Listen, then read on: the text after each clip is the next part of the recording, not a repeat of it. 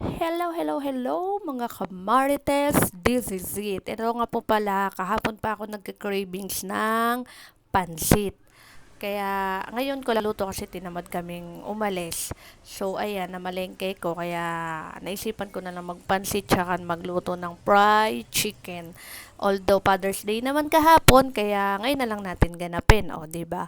Basic tawag dito, na-satisfy na ang cravings, then na-celebrate pa ang Father's Day.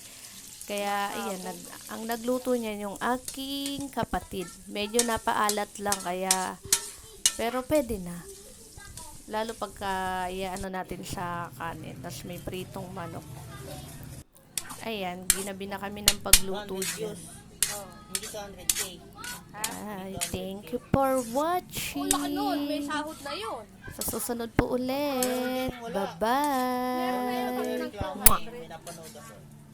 Sana man eh ka